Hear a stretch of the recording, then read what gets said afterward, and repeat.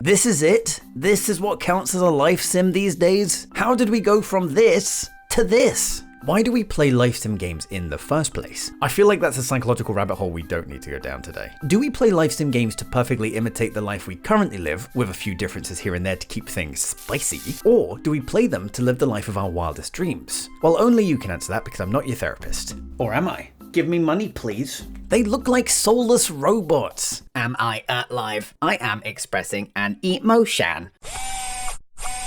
It's fair to say The Sims has a total monopoly on the life sim genre, and that's something I see people talk about a lot in a negative way. And while there are some downsides to this, as we'll discuss later, it also just proves how good The Sims actually is, and how no one has, until now, felt the need to try and be better. Ever since The Sims 2, the games have pretty much nailed everything players want to see in a life sim game, from pleasing and stylistic graphics to plenty of gameplay options, allowing gamers to fully customize their Sims and their life path. Obviously, The Sims 4 has gotten a lot out of hand in the last few years with their numerous expansion packs, and while that is 100% inexcusable, and if you do excuse it, congratulations, you're a brainwashed numpty, the game still has an ever-growing fan base who crave and continue to suck up all of the content. This is my sucking straw.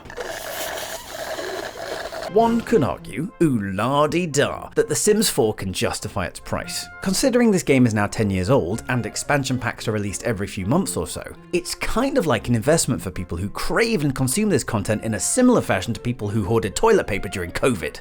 I use mine as a phone holder. While The Sims appeals to a very broad spectrum of gamers, because there quite literally is something for everyone, for some people, this is all they play and do. Get a life. So for those gamers, the price of new packs isn't really an issue, as this is essentially their hobby, and likely a worthwhile investment for the level of joy they receive from the game. Droga Enzo. Huh. I just want to clarify that I am in no way a lover of The Sims. I grew up with Sims 2, I've had my fun with Sims 3 and 4, but as I find myself getting older, they're just not really my kind of games anymore. So I too struggle with the price of expansion and game packs, but I can honestly say no one does it better. Yet, at least. At this point, Maxis just understands how to make a great simulator game. From the complex and detailed building mechanics to the smooth and full of charm characters and animations. And while it costs a lot of money to get it, there's also so much variety in the gameplay. Want to be a streamer / YouTuber and live your dreams of growing a channel? You can. Want to feel the love of another person because you know you'll die alone in real life? You can. Okay, in all seriousness, you can do just about anything you want in The Sims 4. From living an idyllic life on a farm, to retiring to a tropical beach, to working your way through various jobs, both interactive and hands-off, to running a successful restaurant. At this point, it's going to be very hard for any new life simulation games to even attempt to compete. But there are those that feel like they need to, because let's be honest, Maxis are totally aware of their monopoly on the genre, and because of this they are able to charge £40, which is nearly the price of a brand new game, for a small piece of a game. It's the equivalent of buying God of War and having to pay extra for Kratos' axe, which is a major part of the game. It took years to get cats and dogs and toddlers, for God's sake. So really, we need more unsatisfied developers who are ready to challenge Maxis.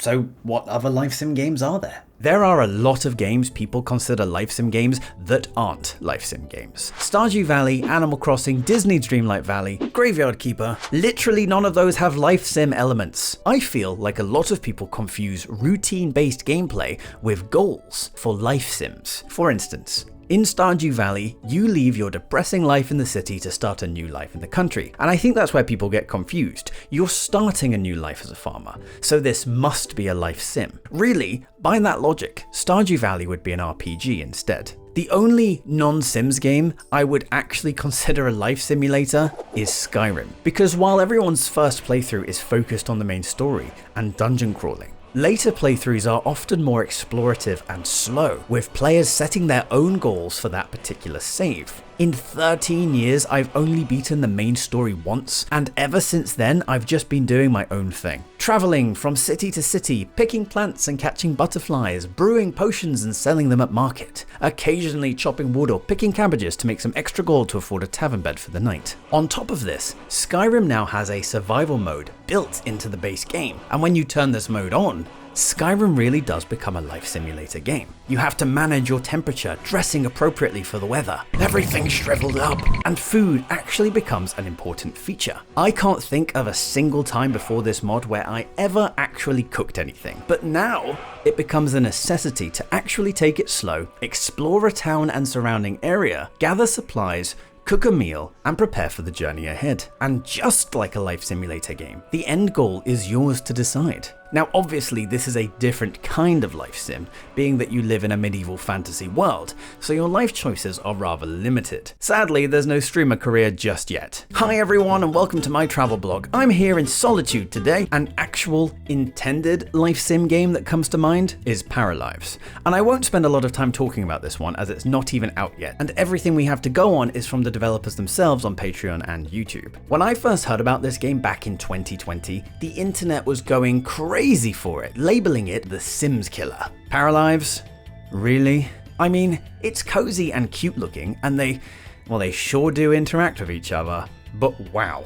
Everything just looks so wooden, and I'm not surprised, because this is made by a small team of like 4 people or something. I don't know, I don't do research, I'm not a research enthusiast, but it is understandable that Paralives is rough around the edges. But that's also kind of why it's not going to take over The Sims. The Sims is absolutely jam-packed with charm and quirky animations and extremely expressive Sims, whereas the Paras in Paralives aren't. But arguably, this is what makes Paralives unique. As while it is a life simulation game, it's also marketed as a dollhouse simulator. So in a way, the wooden animations add to the dollhouse aesthetic. But equally, you could argue this is a massive cop-out. It also looks like it's going to play quite differently from The Sims, from the set in stone and lackluster friendship timer or whatever it's called that takes a very specific amount of time to fill up, instead of being dynamic and based on a character's disposition towards you, like in The Sims, to the ability to just become friends with other characters with the click of a button. Now, one thing that makes The Sims so interesting and replayable is its unpredictability. I've been playing with the same characters for about 6 or 7 years now, and I'm still not friends with my roommate Jayla because she keeps erasing my mind like the psychopath she is, and our friendship resets. That's the kind of unique and memorable experience only the Sims series can offer, whereas Paralives definitely looks like it takes itself way too seriously for my liking.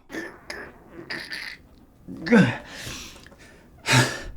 next game I want to talk about is actually out, although still in early access. That's right, it's InZoi. InZoi? InZoi. InZoi?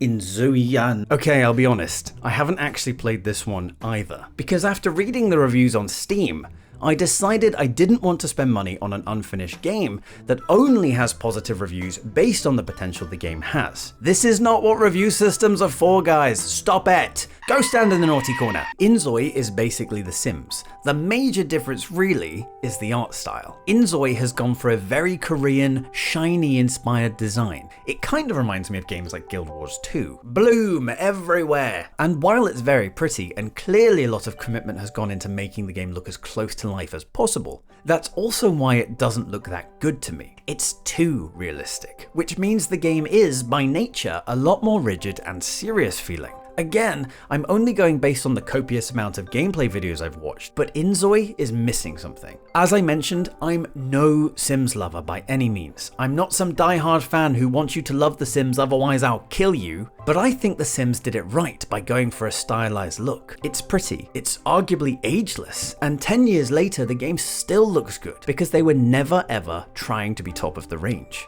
And it allows the Sims themselves to be fun and quirky. I think if I were watching the Sims do some of the things they do, like slipping randomly due to being clumsy or getting into fights with ultra-realistic graphics, it would lose some of the magic, and the game would feel a bit disjointed. I've always found with games that the closer they get to real life, the more uncanny valley things become, and the easier it becomes to nitpick aspects of the game. Whether it's just because the game is in early access, I don't know, but it also seems like, similar to Paralives, you are in control of the world, as none of the Zois, or whatever they're called, seem to interact with you first. Again, it could be that the developers haven't implemented autonomy yet, But shouldn't that be a pretty basic feature for a life sim game? Of the two most popular life sim games that aren't The Sims, both of them have gone down this road. The world of The Sims is amazing because it's a world, and you are only one small part of it. And life literally goes on whether you engage with it or not. I'm watching you. So the question on my mind is,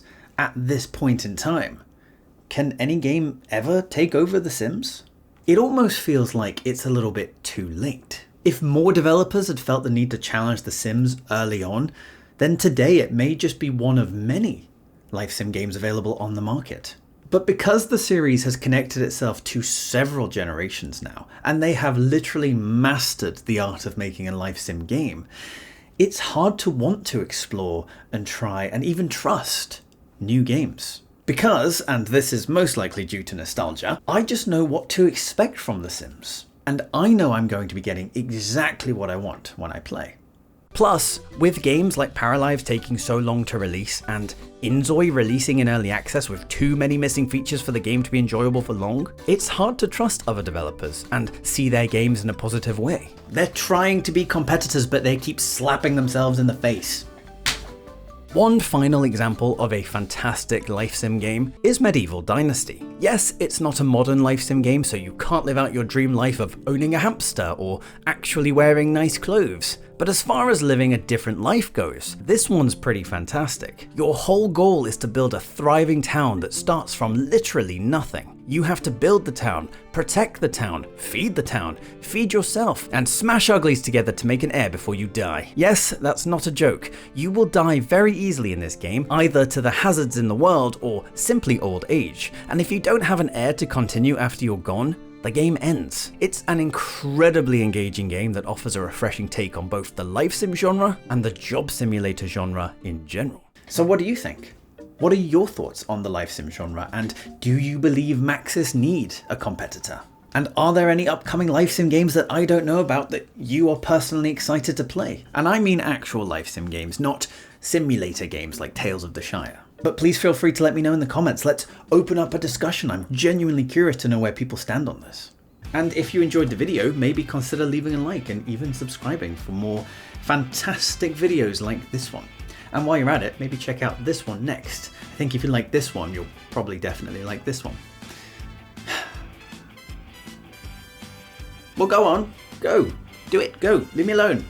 I'm busy. Busy staring at stuff.